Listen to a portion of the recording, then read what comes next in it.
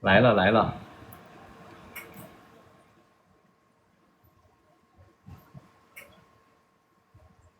来喽来喽！好久不见，好久不见。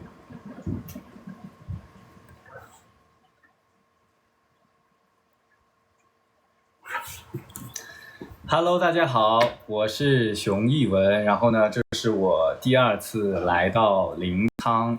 然后呢，这边旁边呢，我给大家介绍一下，这是我们的好朋友，是本地的茶咖专家朱庄主。大家好，大家好，大家打个招呼吧。大家好，家人们。然后小熊这一趟应该是第二次来临沧了吧？对，那对临沧感觉怎么样？我觉得是挺好玩的，很有意思。然后这几天也非常的幸福过的。然后我上一次来呢，就是上一次来临沧，我是被这里的美景所吸引了，然后也在这里，因为我是一个很爱喝咖啡的人，我在这里呢就是喝到了各种各样品种的咖啡，然后非常的开心，非常的幸福。然后呢，今天我们就要麻烦我们本地的茶咖专家带我们一起云游临沧，可以吗，老师？没有问题。那今天我们就不要干讲了，我们先把这个茶叶咖啡喝起来。我们先喝起来。然后现在我们先冲一壶，然后临沧的茶叶，然后过一会儿我们再冲一些咖啡，然后不同的一些品种和不同的那个口感，然后我们再给那个小熊，然后你再帮我们品鉴一下。好的。那现在我们先冲那个。这边您看你是要先喝西归，还是喝磨烈，还是先喝大雪山？我是建议您先喝大雪山，然后从口感的那种淡雅，然后喝到那个它的刚烈，然后到好，可以啊，然后就浓度越来越高。行，那我今天就听您的。好的，那我就给你冲泡。好的。晚上好。我们今天就一起来品尝一下这3种茶。好吗？那现在我给你冲一泡那个大雪山的古树晒红。好的。本来一般的红茶他们会用烘焙的工艺，但是烘焙的工艺它最大的优点就是香甜，当然有一个缺点就是不能太长时间存放，所以我们就改变了一个工艺，就是用太阳直接把它晒干。那这样的话，这个茶越存，它的蜜香和豆香就越浓。所以它就是直接通过日晒来把它晒干。对，它是因为自然光照的话，它对茶叶里面的一些活性物质，它不会起到那种消杀的作用。所以你存了之后，它会有转换的更大的空间。好的，那我来品尝一下。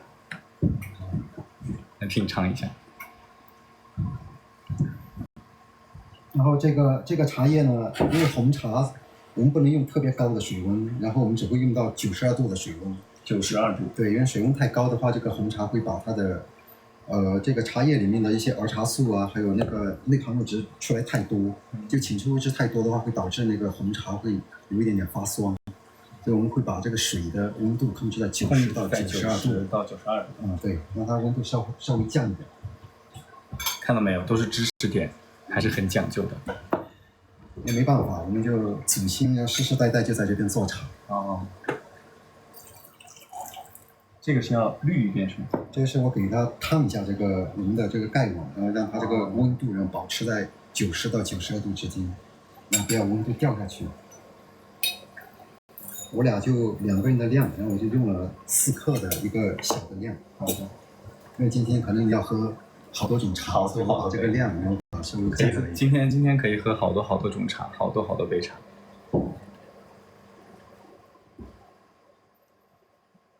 那泡茶和泡咖啡呢，其实还不太一样。所以泡茶是需要有一点这种心里面有一点悠闲的那种空间，就是我们慢慢去喝茶，慢慢去品茶，细品。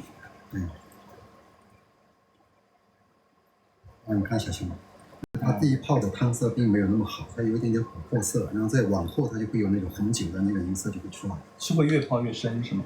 对。然后这个茶呢，您喝起来呢，它会有淡淡的那个花香，它有点像咖啡的，其中有某一款咖啡，它会有一点淡淡的那种梨树花的那个香气。您喝一下，然后也会有一点那个大枣的那个枣香。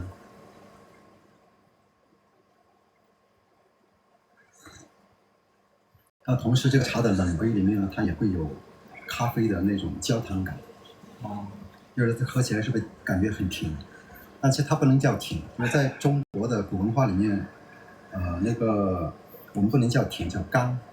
甘和甜它是两回事。那甜是用舌头的尖部，然后来体验到它的甜度。但是回甘的话，它是整个口腔的，对整个口腔的感觉。对，所以它会有刚烈，或者是会有那种回甘的感觉，就是我们会生津，它才会跟这个甘然后发生在一起，它是整个感官然后在一起。这一款呢是我们用了大雪山的500多年的一个古树，然后做的晒红。这是大雪山古树茶。对对对。因为我想给今天带小熊喝呢，就慢慢然后把这个口感层次感然后慢慢往上拔。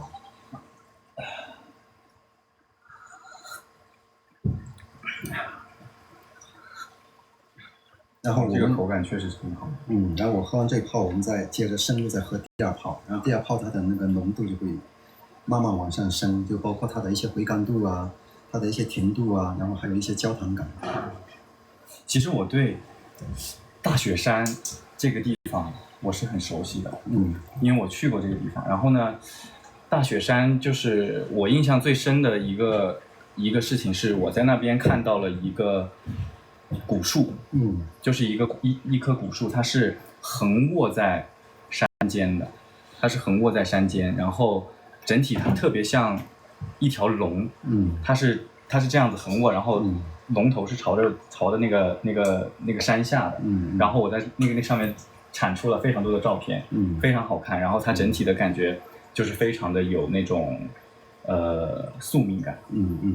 其实你说到这个茶树卧着的这条龙，我突然想到谁？想到诸葛亮诸葛先生卧龙。对，因为当时他在《三国演义》里面，他其中有一段不是提到了那个他三擒孟获，三擒三放嘛。然后孟获其实他就是在大理和临沧这边两边移动的一个部落。那对于我们这边的茶，其实跟诸葛亮是有很大的关系在传播上面。那我们进入正题，然后我再试下第二泡。第二泡它的那个汤色，然后就会变得像红酒一样。好的，我来尝尝第二泡。酒精会变得，你看它这次就比上次要浓一些。上次是那种很浅的那种琥珀色，然后这次它是一个很深的一个琥珀色。是不是就是每一泡都会颜色不一样？对，一般是3泡以后，它颜色就开始稳定了。我给您倒吧。谢谢你。您慢慢品，也感谢你看你这么爱我们临沧的这些古树茶。应该的，尝尝。这个确实感觉味道比之前要再浓郁一点，比上一泡。但确切来说，这个茶是因为我们去年才做的茶。一般我们的古树晒红的话，我们如果超过3年以后，你冲下去以后，它立马就是会有蜜香。它现在是会有一点点兰香，但3年以后的那个蜜香就特别明显，就是你闻上去像那个蜂蜜挺甜的那种香。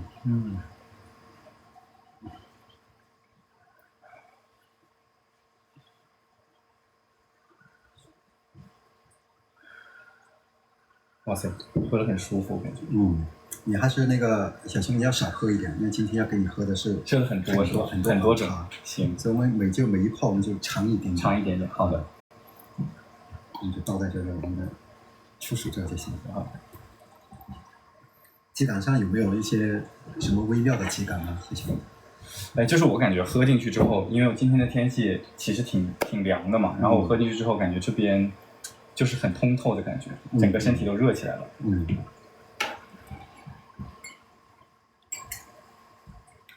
下一杯你们先喝好吗？有空来我们可以请你们喝。来临沧玩，我们请你们喝咖啡喝茶。那没，朱老师都已经发话了。主要是小熊老师，然后你们只要关注到小熊老师，到这边我都可以免费请你们喝一杯咖啡，然后喝1壶茶。谢谢你。那我们这次就喝第3泡，我们就请长折纸，因为可能还会喝一些其他更烈的一些茶。这是第3泡，为什么前2泡没有给你们先喝呢？因为前2泡老师说了，那个颜色不够稳定，到第3泡的时候颜色已经稳定了，这个是风味最好的一杯，你们先喝。OK， 来，老师。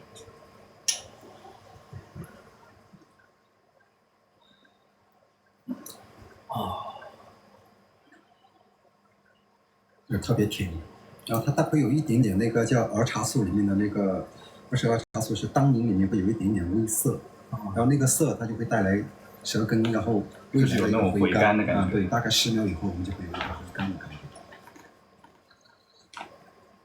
就感觉在品我们确实，我感觉这个就是它第3泡的时候，它的整个味道是会更浓郁的，它整体在口腔里的感觉是更好的。我觉得你体感特别好，是吗？那我们就再看看再换下一泡。行，我都出汗了，循序渐进。好的，都出汗了。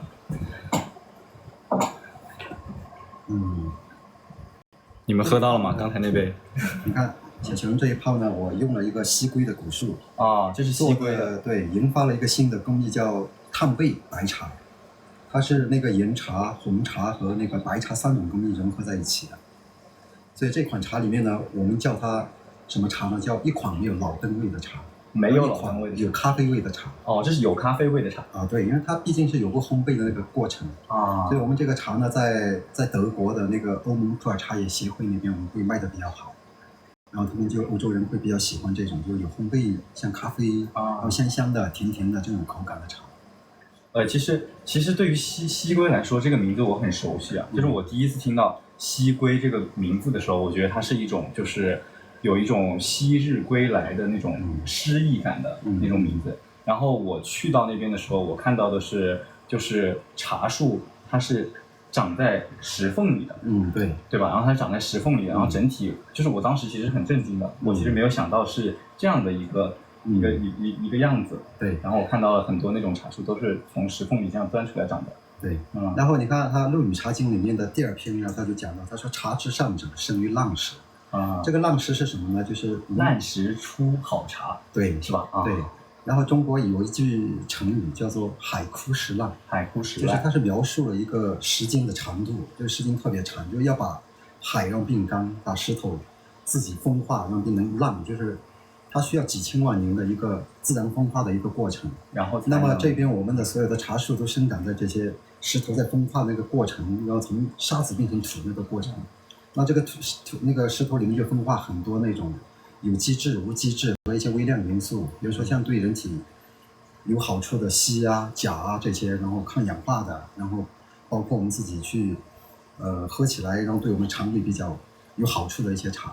那么这款茶呢，就适合什么时候喝呢？就适合任何时候，并且它不挑人它不会喝了说睡不着或者是肠胃难受，因为它这款茶我们已经把在加工工艺的过程当中已经把它的所有的寒性就去给它去除它就是比较温和的，更适合就是可能刚开始喝茶的人去喝的是吗？对就是在中英里面有一句话叫中正平和，然后它就特别适合这款茶的一个描述。好的，陆老师交给你了。好，我先来尝一尝。这个你要稍微等我一下，我把这个水再加高一点。这款茶需要的水温需要到97度以上。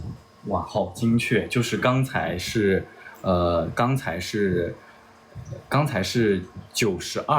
到92度，这一款茶它要用97度的水。想试试咖啡味的茶，大家都是想喝的。老师，您将来可能会有很多人过来找您要，就是您请他喝茶。可以，反正这边只要关注你的，然后免费请一杯咖啡，然后免费送一壶茶。好的。然后你看泡这个茶，那个我们用的器具它都不同。这一泡是用了一个紫砂的一个器具，紫砂的一个盖碗，它是用了一个特别古朴的一个加工工艺。这个是我的一个老师做的一个紫砂，但它又跟那种平时的那种瓷的盖碗又不太一样。就是这紫砂它特别好的地方是它有气泡，气泡里面呢，我们把这个杯子加热以后，它一直就在那恒温，就像我们砂锅一样的。明白。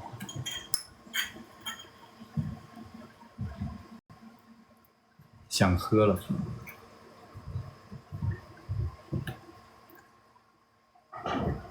这款茶就特别适合，然后像你这样的青春年轻是吧？有活力的人去喝。那所以说，为什么在刚才一开始讲说这款茶的描述叫一款没有老灯味的茶？一款没有老灯味的茶，就是那种像老茶客，然后他们会觉得喝这个茶会不太过瘾。但是像那种平时不怎么喝茶的人呢，他就喝起来就会觉得这个东西喝下去香香甜甜的，然后感觉有那种幸福感。我来品尝一下，我先来替大家品尝一下，然后大家之后也可以自己亲自来体验一下。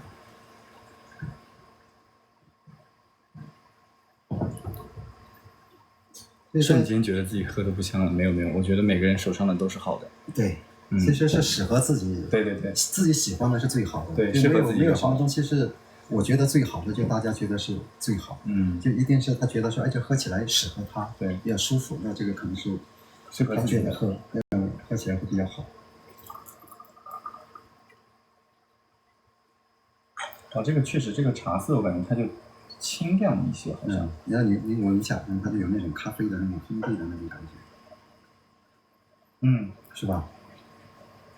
是有那种味道。那现在我们在国内，我们自己的话，就是那个年轻人会比较喜欢喝，然后在欧洲的话，因为我们推生普的话会比较难，就像中国人一开始喝咖啡一样，会觉得有点苦。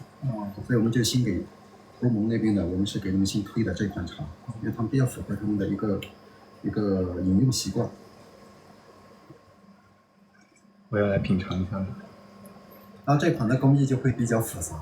首先，我们把茶叶采回来以后，在汤酿那个过程当中，我们会用炭火给它加温，然后让它那个茶叶叶片，然后迅速失水，失水到70%的时候，然后我们才开始把这个茶，然后拿来放在没有阳光的地方自然汤酿，然后7天一个流程。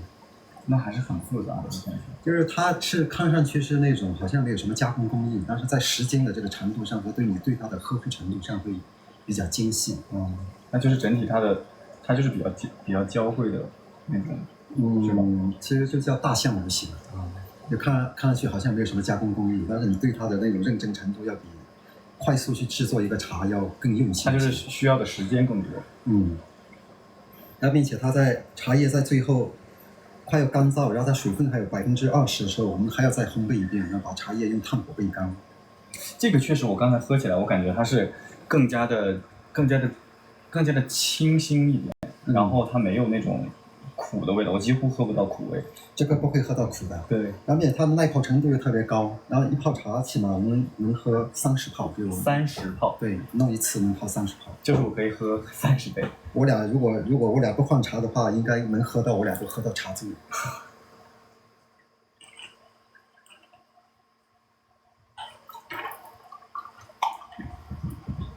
像今天挑的这个小公道杯，我感觉也是特别实惠，然后就看上去很淡雅，很文雅。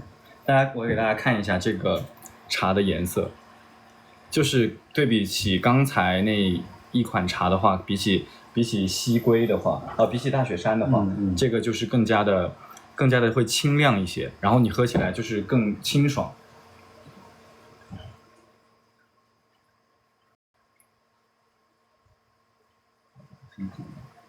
谢谢你。第2泡。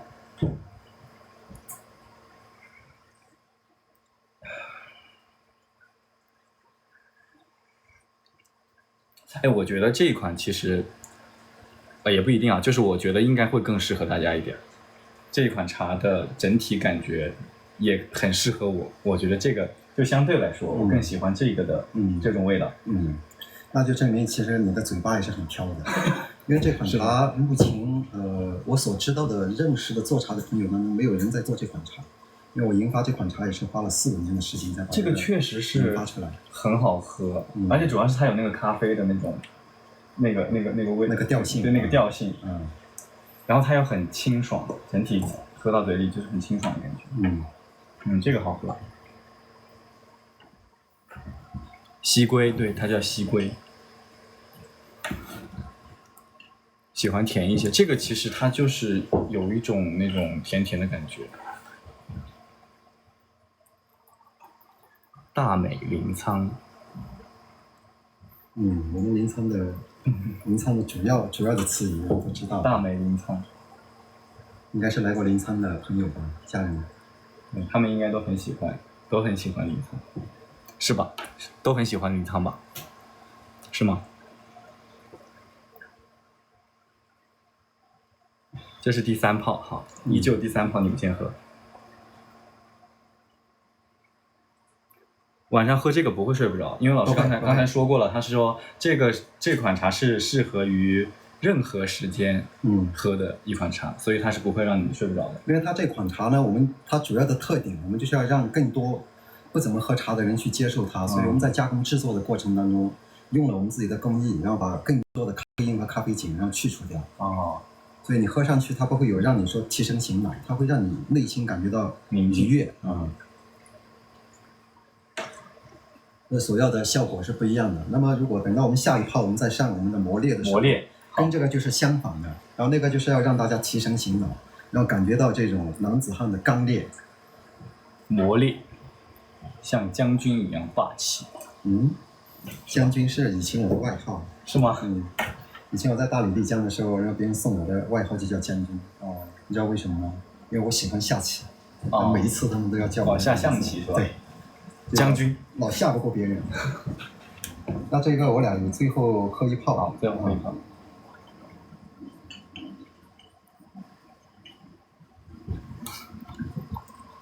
喝了会愉悦的茶。对，我觉得我反正觉得我刚才喝的这一款是很好喝的，我觉得大家应该都会喜欢。比较奇特这款茶。对它的味道也是我比较喜欢的那种味道。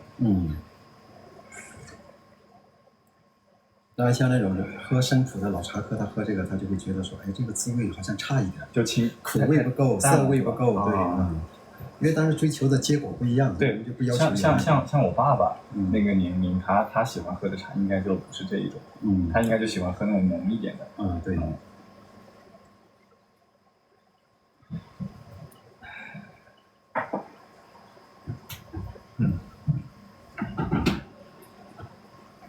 想喝，我觉得呢，大家就是看到也有，我刚才带大家一起品尝了2款茶，然后我觉得大家也可以亲自来品尝一下，就是亲自来临沧，来这边感受一下这边的人文氛围，还有这边的环境。其实比起说就是喝茶，其实我觉得更多的是你坐在山间这种感觉，然后你很宁静的放掉你城市里的生活，然后来这儿静静的喝一杯茶，让这一段时间只属于你自己，这个感觉是很舒服的。这一泡呢，我们尽量把水温提高到100度，但是这边因为高海拔到不了100度，但我也尽量让它烧到98度。好的，这个就是现在就要泡磨炼了，是不是？对，泡磨炼。OK， 因为我很期待这个。生普的话，最好是那个它的水温稍微高一点。所以在那种海拔比较低的那些1、2、3线城市，其实喝这种茶是比较容易出最佳的口感。因为它的温度能升到100度。100度。但这边我们再努力，也就是能加温到98度。你看老师的就是数据都非常的精确，都非常精准。我非常期待这个磨炼。这个很霸气，然后可能一口喝下去，然后一会儿你就会身上会冒汗的感觉。对，因为我对磨炼的感受是，就是我去磨炼的时候，就是那个磨炼的路是就是我感觉我的第一印象磨炼就是它那个路非常的磨人，非常磨人，因为我们是开车开到一半，然后后半程都是步行上去的，但是我印象很深的是，就是我去到那个地方之后，就是我看到那个寨子，它有一种与世隔绝的感觉，它那个感觉是很震撼，它周围全是原始森林，然后那个寨子就在那边，所以整体的那个感觉是这样的。然后我也听过很多关于磨炼的说法，就是磨炼的茶就像将军一样霸气，然后它的后劲会非常的足，对，它会非常提神，对然后我们这些刚才介绍这几个山头的茶呢，生态都特别好，对，然后我们都已经是回到了一个自然农法，就是不施肥、不打药，然后甚至我们连翻地我们都不翻，因为一旦翻地的话，我们会把地下的一些益生菌种，然后破坏它的菌群，然后它要再重新再长一遍，就要保护它那个原始的那个对地貌。尤其是古树茶，其实你施肥也没啥用，因为古树茶的话，上面长多高，然后下面它就长多深然后在所有的树种里面，只有茶叶，然后是跟那个中国的中庸平衡是最能联系在一起的。这上面长成什么样，下面是同样长成什么样根，就是上面长多长，下面长多长，并且它那个枝杈跟那个根部发芽的那个分支都是一样的，它是上下是平衡的，哇塞，对称的。那这个我觉得很神奇，也因为很像我的星座。对，因为为什么我们会知道这个呢？我们经常会去看那种，比如说这边雨季的时候会有一些古茶树塌方了，然后整个根部就露出来，然后我们就会去对比，然后经常去看。所以它露出来的地方有多少，它底下长的根就扎的有多深。对，那这次是因为你时间太少，如果时间多的话，其实我可以带你去看好几棵这种，故意留下来让它看得见那个侧面的根啊，和上面长的那个形状的。好的，这茶树它特别神奇。上班河，对，可以上班河。天秤，对，我想表达的就是这个。对于就是我是天秤座的，然后我会有那种强迫症，就如果说什么东西它不太对称的话，我会有那种强迫症，我非要把它弄对称。就我看照片或者什么，就是如果我看那个构图，那个线如果是歪的，我会就有点强迫症，我会把它调正。那如果那这种茶树就对我很友好了。上面长多长，下面长多长。就是茶树已经长得很完美，所以追求的完美就是跟茶树一样。你试一下就可以。第一泡还没有稳定，所以我先喝。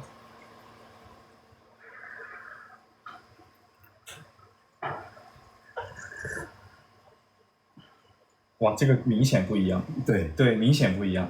就是感整体的口感，还有它整体的，就是我喝完之后那个反的那个后劲儿也是不一样，整体都不一样。就刚才那泡像吃上海菜，然后这泡就像吃川菜一样。对，它这个很烈，像磨烈，很烈那种感觉。所以跟它的名字是很符合的，是很符合。哇，这个确实，我觉得我爸爸应该喜欢喝这个。到时候走的时候给爸爸送一点。对，可以带一点。然后你在这个我们的公道杯里面，然后等它温度降到40度以下，你在闻的时候，它会有那个淡淡的兰花香。闻一下。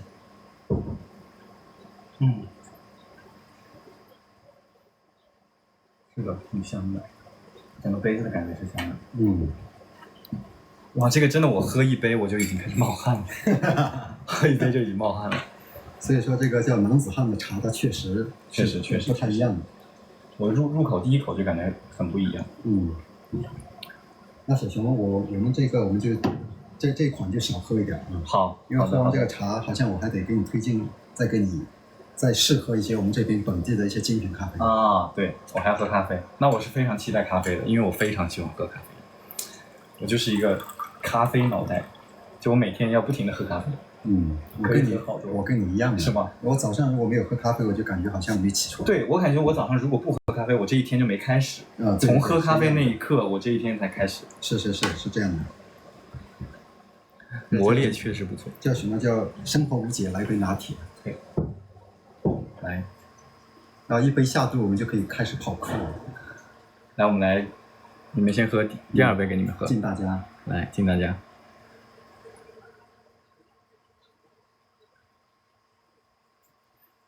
那么家人们，我们这一款就喝到这里就行了。对，因为我已经开始冒汗了。对，一定要对那个小熊要温柔一点。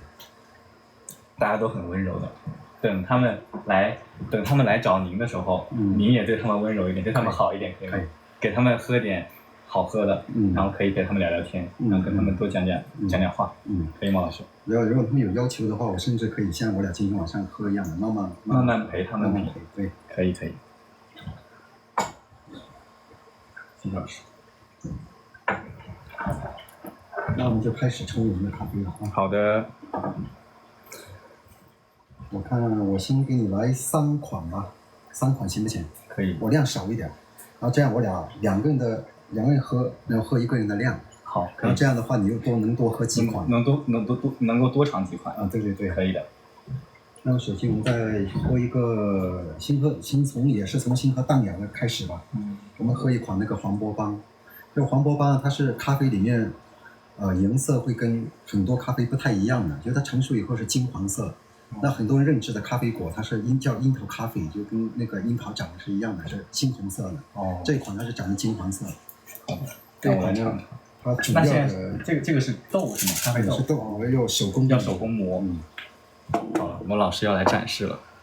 然后展示之前，我想说，就是我们刚才不是喝了三款茶嘛，就分别喝了西归、磨烈、大雪山3种茶。然后呢，3种茶的风味是完全不一样的。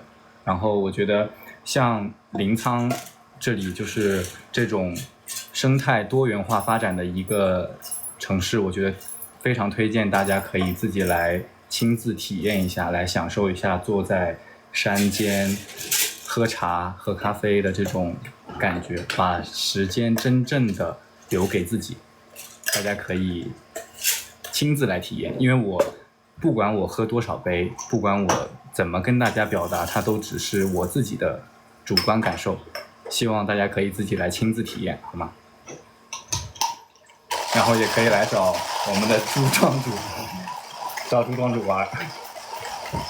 那临沧呢，就是它地块特别好。首先，它是在我们的一个地域范围里面，它是在北纬23度，正好就是这个线刚好穿过啊，所以在我们这边的海拔到1800、1900，它都不会下霜。那么我们的好咖啡都会种植在1400以上的海拔，最低都会低过1200。像这款我们是种植在1500到1600中间的一个海拔。1500到1600的海拔。对，为什么要海拔？我们现在这个地方海拔有多少？1450。哦，1450，哇塞，好精确。所以我们做农民都是对这种土地的这些情况，然后都是要了解的特别清楚。对，这就叫做术业有专攻。是，术业有专攻。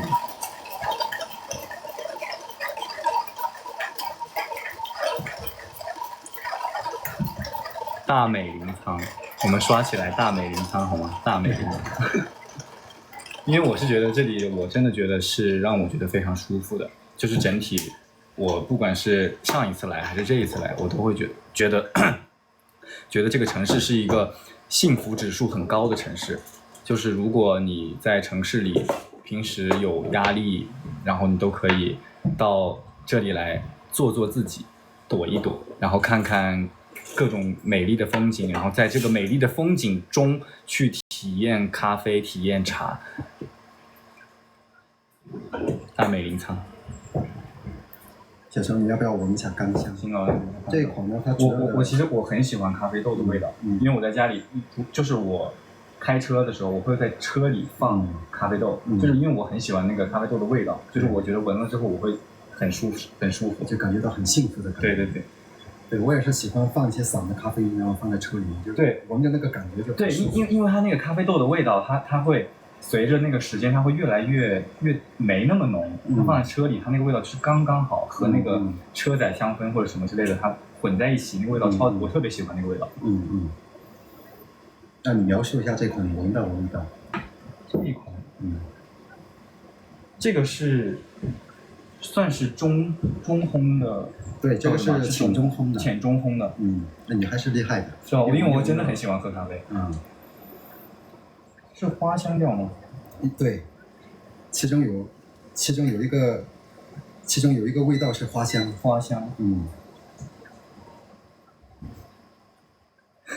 不小心吹出来了，吸太猛了。这个味道其实很好闻。这个咖啡的名字叫什么呀？这个咖啡叫黄波邦，我们给取的名字叫青阳。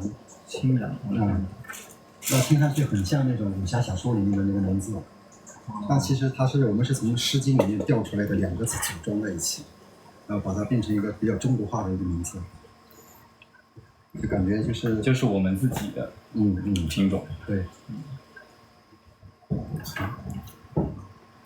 我们自己的一个品种，什么款的？叫黄波邦。这都能闻出来，其实是能闻出来的，就是你能闻出它的浅烘、中烘、深烘，然后可以是花香、果香，这都可以闻出来的。大美临沧，要喝西归，要喝磨烈，要喝大雪山。我觉得你们如果亲自来到临沧，可以亲身的去体验一下，可以找我们的朱总玩耍，人真的非常好，大家一起玩。对，人真的非常好。大美临沧，什么香味？它是花香的，里面有花香的。黄波帮，对，是，那看来是有一个是比较懂咖啡的。黄波帮。我一天喝几杯？我不定的。如果说我的工作节奏很快，就是我一天要熬很多夜的话，可能5杯，不少于5杯吧。如果没有那么多的话，如果不是那种要高强度工作的话，可能2杯。但是我是那样的，就是因为我没有办法天天做手冲嘛，就是可能喝的没有这么好，就是我就是那种普通的咖啡机，然后我会放浓缩放的很多，我基本上是用浓缩的咖啡液，然后不兑水，直接放冰块，然后喝。您看年纪轻轻都变成那个咖啡老主播。对，我就是这样的，因为我如果太淡了，我就喝的觉得不得劲儿。其实那些喝咖啡时间比较长，就是那个历史比较长的那些国家喝咖啡的人的那种习惯是跟你是一样的。是跟我一样的是吧？所以我喝的是对的。是对的。那这一款呢，你看它会有一些罗望子啊，然后杨桃，这样的一些喝起来会有这样的口感。你闻一下，它会有一点点那个板栗的那个花香。板栗的。这个味道也是挺好的。你慢慢尝一下。来，我来品尝一下。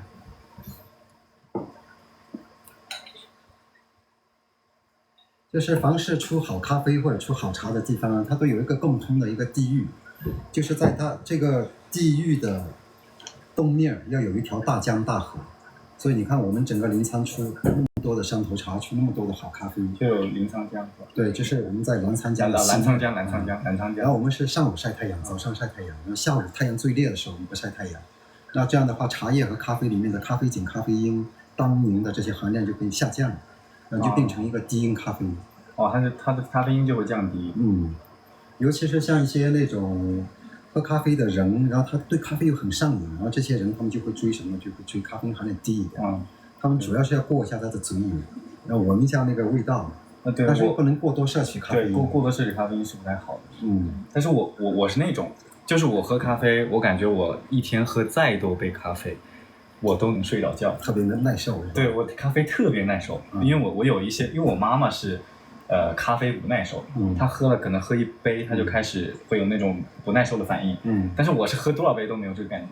我是可以一直喝。我俩差不多，是吧？没有喝咖啡睡不着，没有喝咖啡也醒不来，醒不过来。感觉睡觉和醒来都需要有咖啡。对。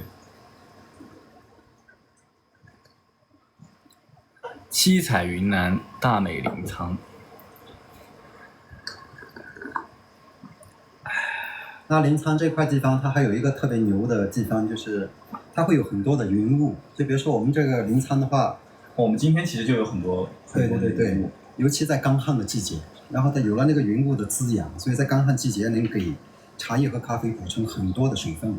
所以我经常跟我的朋友说，其实我们是听养的，真的老天爷很照顾我们，给了我们一块这么好的土地，就是专门可以种植咖啡。对，所以种植一些好像能让人上瘾的，你看茶叶也是，咖啡也是。确实，因为它其实，我觉得咖啡对于我来说，像是我生活里的一个必备的，像给我自己能充电的一个东西，因为它能够让我更加的清醒，然后更加的冷静的去思考很多问题。就是因为我如果人在很困的时候，它可能是没有办法做到那么稳定的，但是如果我喝了咖啡以后，它是能够让我非常清醒、非常稳定的去考虑各种事情，然后做各种决定，或者是工作也好、创意也好、什么也好。对。然后我其实我前面看到就是我其实前面看到就是咖农他们就是其实是在处理那个红果的时候是非常讲究的。对，我感觉他们是很专业、很讲究的在做这些事情。对，然后我就觉得每个行业它都有自己的术业有专攻。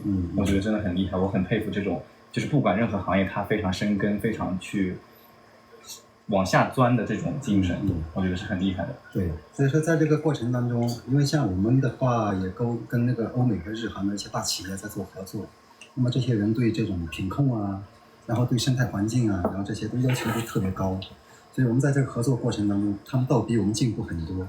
就比如说我们要怎么去保护好一颗咖啡，怎么样去把控好我们采摘的那个它的成熟度，加工过程当中怎么样处理好我们的环境卫生，然后怎么样才能把我们咖啡里面带来的瑕疵用更好的一些手段然后去把它规避掉。所以这些都是技术。这些是技术和一些经验。七彩云南大美临沧，入口酸吗？我觉得不酸。下一款就会有一点微微的酸，微酸的是吧？其实酸的就是微酸的也是好喝的，是果味的是吧？它其实咖啡很多人有几个误区啊，就是认知上的误区，觉得酸就不好。第一个最大的误区是99%的人都会觉得云南小粒咖啡是一个品种但其实不是，是种在云南的叫云南小粒。因为小粒咖啡里面它一共有2600多个品种，2600多个品种。对，种在云南叫云南小粒，种在越南叫越南小粒然后当然这些品种都出自于埃塞俄比亚，然后它的祖先都在那个地方。对，那我感觉确实是我有看到很多，因为我买咖啡豆的时候，看到很多背面的产地都是埃塞俄比亚。所以等到这款我们喝完的话，我会给你喝一款全世界小粒种的祖先，好，然后叫铁壁卡。就这2000多个小粒种里面的基因，然后都来自于它的基因，就是所有的小粒种咖啡里面的祖先。我们来品尝一下。其实我也看到过我上次来的时候喝到过一个品种，我不知道老师您知不知道，它就是它的味道其实有一点像果汁，然后它是有那种蓝莓味、红酒味，然后它就是没有那种普通那种，不像普通咖啡有那种那种苦咖啡那种感觉的。那个是什么品种？那个是龟夏，然后最后一款我就是要给你喝龟夏是吧？那个是目前我们小粒种咖啡里面最顶级的一个咖啡。难怪因为我不知道名字，因为我是上次喝过的。我一直想知道那个名字是什么，龟夏是吧？对，那现在我也是在带着你从那个口感，然后或者是从它的这种品质，然后从风味的复杂程度，然后也是在慢慢往上升。对，我觉得就是如果是按照我的口味，我觉得那个龟夏是我觉得比较惊艳的一个咖啡，我觉得是好喝的，因为它是像果汁一样那种味道。你光听它的名字也很浪漫，玫瑰的瑰，夏天的夏，对，龟夏。然后这个品种很神奇，龟夏馋了的话就来临沧喝吧。它虽然那个龟夏很好喝吧，但其实它价格也很贵。是吗？难怪它是属于咖啡里面的贵族。龟夏也很贵。好有品味啊，兄！不是，我觉得喜欢任何一种咖啡都很有品味，没有说哪一种就更好，只是说更适合你。龟夏很好喝。小熊，你想试试这个吗？可以啊。可以吗？其实我弄过。对。主要是平时你都是喝那个比较方便的，因为经常不怎么喝。对，我是喝的是全自动的咖啡机，但是可能就没有这个您这样手冲的口感好。但是你那个工作效率高，对，影响不方便。对，因为我平时生活节奏会比较快。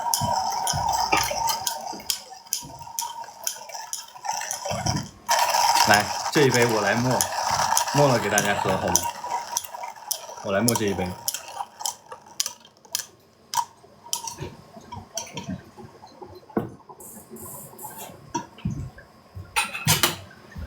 其实我最早的时候用的咖啡机也是半自动的，就是需要先自己磨豆，但是我是买的那种自动的磨豆机，然后买了磨豆机，磨完豆之后往那个手柄里面倒，然后压粉，压完粉之后再出那个咖啡的。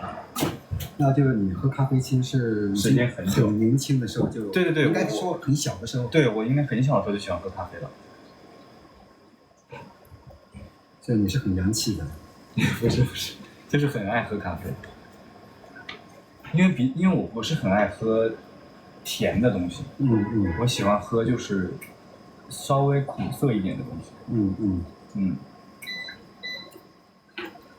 就证明你的人生里面有很多是自己体验过很多不同的层次的那个阶段。对，那是当然，所以年纪轻轻内心有很多的历练。是的。我之前看到过别人说一句话，说生活已经这么苦了，然后咖啡还是这么的苦。因为但是我不赞同这句话。我觉得就是生活就是为什么生活里就是生活是苦的，然后你还要一直去找这些苦的，因为只有你一直在尝试这些苦的时候，那个偶尔出现的那个甜才会显得非常的珍贵。对，就是这种，就是如果没有看见过黑暗，你就不知道光明在哪里。对，我是这样觉得的。然后您这次可以闻一下，它是有一些发酵的那个感觉，然后会有一些那种好像菠萝已经熟得很透。菠萝味的。对，的那个感觉。这个味道也很好闻，就是果香。对，果香，对。果香。我觉得你真的是喝咖啡，对这个咖啡是很了解的。这一款它最明显是2种果香，然后一种是那个蓝莓，另外一种是果脯。2种果香。因为我每次买咖啡豆，我就是抱着那个气孔闻，我就一直闻，因为我很喜欢咖啡的味道。在它这款的发酵味道里面，它会有那个果脯的那个味道，就比如说我们吃一些那个杨梅啊，还有青梅做的果脯啊什么那种，就发酵类的那种东西。那中国人尤其对这种做发酵类的食品呢，他又很擅长所以我们在做加工这个过程当中，其实我们自己添加了一些我们自己的一些工艺。老师，这一把能不能你教我一下怎么做这个手冲？好，因为我还没有做过手冲。现在我已经帮你把杯子已经温好，这个纸已经弄好了是吧？对。那您现在是需要把这个咖啡倒在这儿，然后我俩是用了1个人的量，但是2个人来分享。好的，全部倒满是吗？那这次我用了15克的咖啡粉，那么1比15的话，15克大概也就是要用200毫升。对，差不多200毫升。好的，我试一下。您试一下，好的，小心烫啊。然后您现在是要先把那个咖啡全部打湿。先打湿，要这样转圈吗？你就把它全部打湿就行。打湿这个过程我们叫它氧化，这水里面的氧气比空气里面氧气更充足。这迅速氧化以后呢，它会把咖啡里面的各种各样的风味逼出来。好，可以停一下，让它在那个发泡的那个过程当中，你看到它已经那个没有冒泡了，那就证明我们的这个氧化过程已经全部氧化完成。那么接着你就开始按一下这个归零，然后再倒200毫升。对，再倒200毫升，然后你就从中心点慢慢顺时针，然后往外面转。从中心点开始是吧？对，然后水性可以细一点，从中间开始。中间开始。因为这次用的滤杯是一个右手杯，所以说它是顺时针的。如果我们用的左手杯，我就是逆时针的。可能我这个不是很完美啊，老师。你已经很完美了。如果再把咖啡冲得更完美，那我无地自容。没有，这个确实我第一回自己做这个手冲。我看你已经是有模有样了。学的。哎，老师，这种咖啡豆是不是其实也可以做冷萃？可以。其实我也很爱喝冷萃，做冰滴、做冷萃都可以。我觉得冷萃的口感其实也很好。对，你看，我看小熊在冲咖啡的时候也是赏心悦目。这亲人们是不是觉得那个小熊在冲咖啡的时候很认真的时候，也真的是赏心悦目？好的，没有水，没关系，够了是吧？够，应该够了。好的，这一杯是我来冲的咖啡，学会了，给大家先喝这一杯吧，好吗？庄主好会说话。说庄主很会说话。没有，我是事实上就怎么想到就怎么说。我其实是帮大家说了，大家想说的。大家都想说庄主很厉害。没有，大家都想说你很赏心。庄主很厉害。临沧咖啡庄园之约，情商高呀，庄主很专业。对，我就是我这个不够专业，我只是看着庄主怎么做的，然后我就有样学样来一下。所以说对于我来说，他这样的人呢，不能跟我长时间待在一起，他会抢我饭碗。你学得太快。没事，下次大家来看真正专业的手冲咖啡，来品尝一下。好的，谢谢。然后这一款呢，你喝完你一定要把那个杯子放冷，然后再闻一下它的那个焦糖感。就是喝完之后是吧？然后等到杯子冷了以后，它就特别明显的一个焦糖感。来，这杯先给大家喝。好讲究，想学，大家来找庄主学吧。我有点还是不够专业。你不能太专业，不能抢人饭碗。不会的，庄主，不用担心的。像你这么，你看学这么快，是不是这一款的酸感要比上一款会更炸裂一些？对，这个确实酸一些。它还有那种果汁的那种炸裂，会有一点那个橙汁的那种酸。对，但是酸完之后，它跟那个西归茶是一样的，它是有那个后劲。对。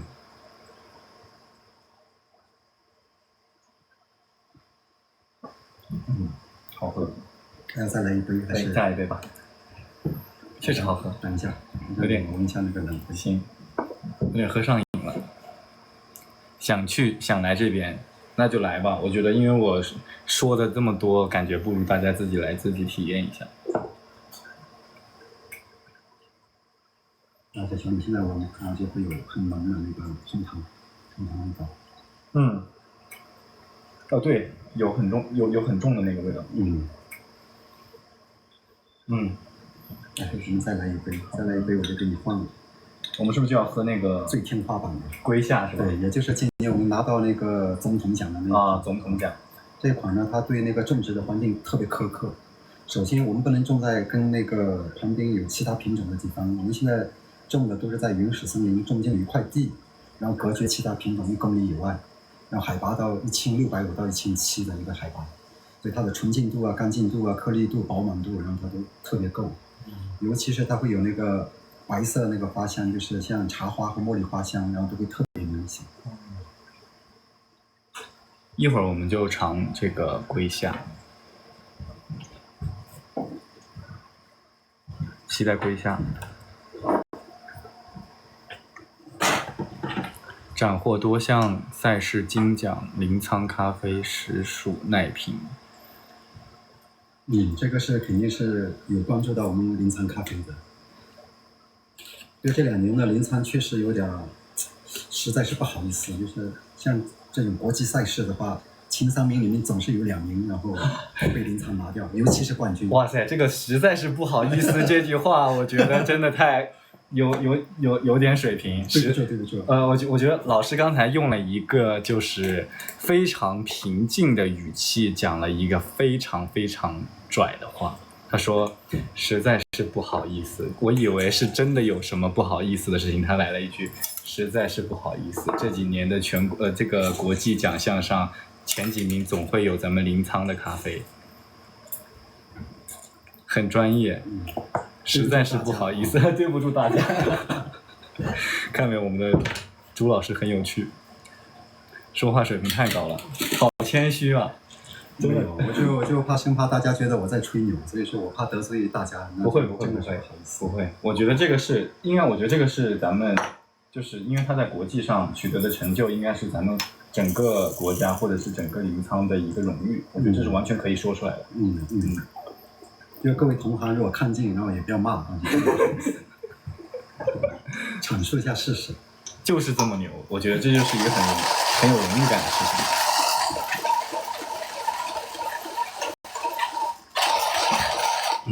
还得是咱们临沧很厉害。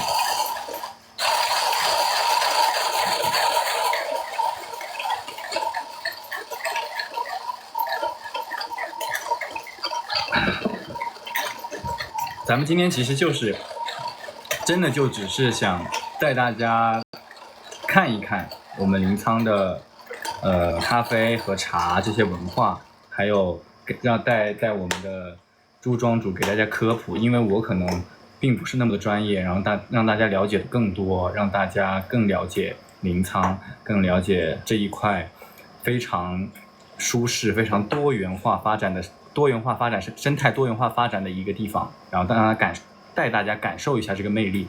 但是呢，它的魅力远远不止于这个镜头所给大家呈现的，也不止于我给大家表达的。大家一定要亲眼来看，才能更多的体会到它的魅力。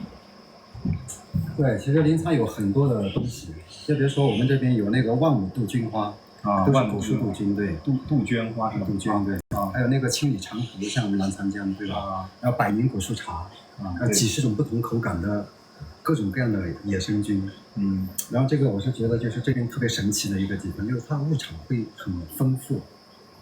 其实我刚来到临沧的时候，就是我收到了一束我们临沧文旅老师送的一束鸡枞菌，对，那个花就是最后那一束花我去吃晚饭的时候就把它带过去了，直接就吃掉了，就是一点不浪费。这也是特别独特的花，是吧？对，感觉到就是我那一束花，就是上面全是鸡枞菌，插满了鸡枞菌。你会不会感觉你在吃一幅艺术品？对啊，我当时就是这种感觉，我确实很震惊，我还从来没有见过这样的花。这鸡枞的形态其实是特别好看的，如果像做一些版画之类的，它的那种它在就散开的那个状态啊，就特别张扬，然后会有那种就特别有力度的那种感觉。它是我们那天是吃的是把它炖成汤吃的，非常非常的鲜，非常非常的鲜，很有意义的花，对，一点都不浪费。小熊，你还要再闻一下这个？好的，这个就是龟夏是吧？对，行，就是总统奖那款龟夏。哦，这个就是我说那个味道。你看你这个，我鼻子很灵，一个是体感好，二一个是记性好，然后记忆力特别好。对。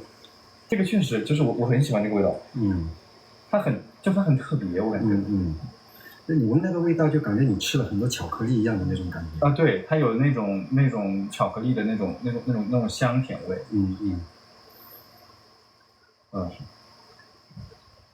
我好期待这一款咖啡，非常期待，非常期待，有被安利到。这款呢，我可以做一个分段式注水。然后第一次注水呢是用到92度的一个水温，然后第二次注水的时候，我会把温度降到40度，然后降到88度，然后这样的话尽量就把它的那个甜感和你刚才说的果汁的炸裂感它就可以激发出来，是吧？对对对。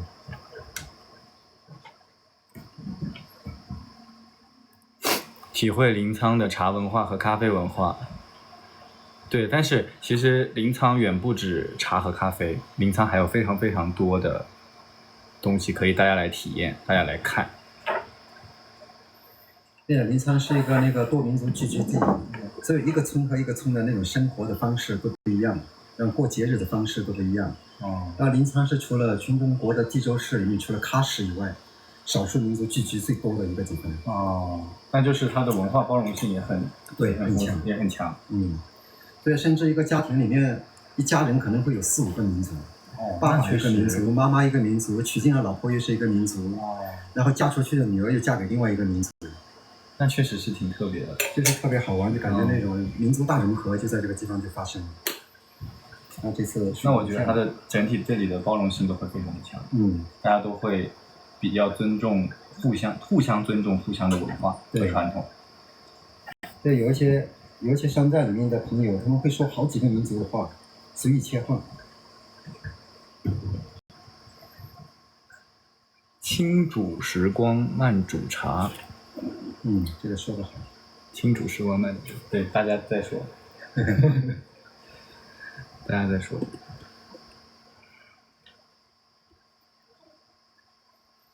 那这一款它的香里面，你闻一下，它会有一点那个面包在发酵的那个味道。那这种味道如果发酵不好，就会变成什么样呢？会变成那种豆豉的味道。所以掌控这个发酵的度，它特别关键。但是现在这个闻起来就是香的。品尝一下。好。哇，今天真的是，因为我上一次来的时候，其实我就有这种感觉，我就觉得很幸福，就是可以喝到各种各样风味、各种各样品种的咖啡，其实是很幸福的。今天又是很开心。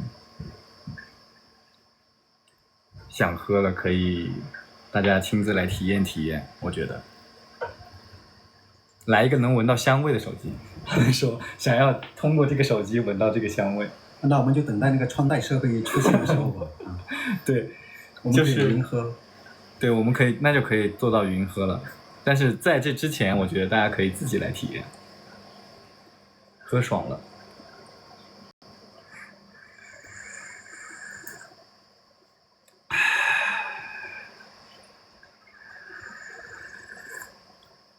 哎呀，因为其实啊，我平时的生活就是工作压力其实也是很大，然后又节奏又很快，能够像今天这样就是听着外面这种雨声，然后在山里喝着咖啡，喝着茶，这种感觉我真的觉得很 chill 很惬意的感觉，很舒服。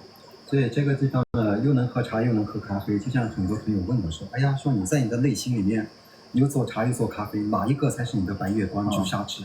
然后我跟你们说，我说茶叶是我的妈妈，然后咖啡是我的爱人，两者不可分割，两者都要，左手咖啡右手茶，生活不要太复杂。哇塞，厉害！学会了吗？左手咖啡右手茶，生活不要太复杂。非常有意境，真的很舒服。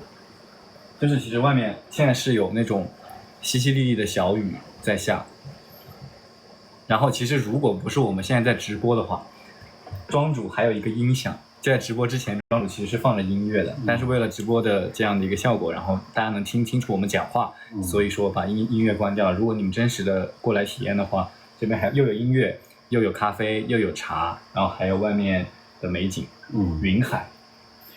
平时我也会做一些自己的音乐，因为以前在北京的时候，我其实是做乐队的。做乐队的，对，是摇滚乐吗？摇滚乐。哦。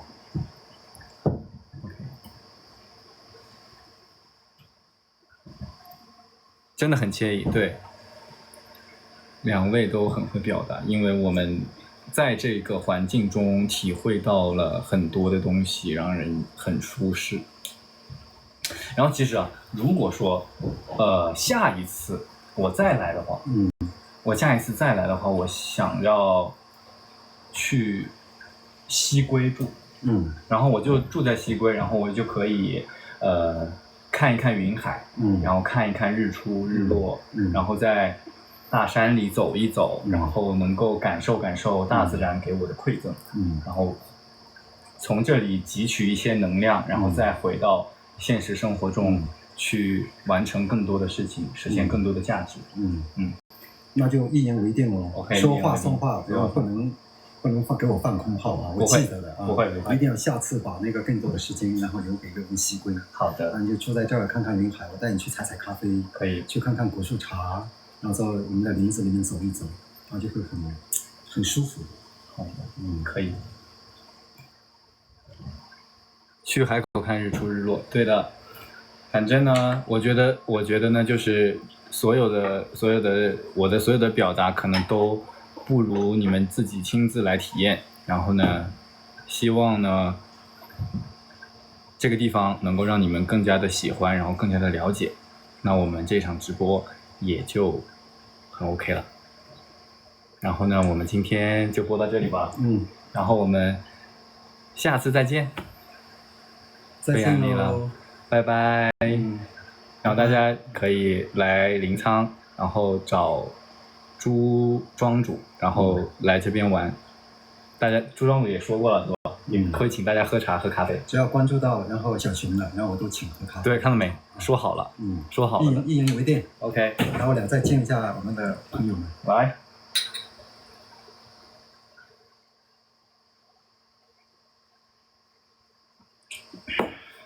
拜拜，拜拜，拜拜。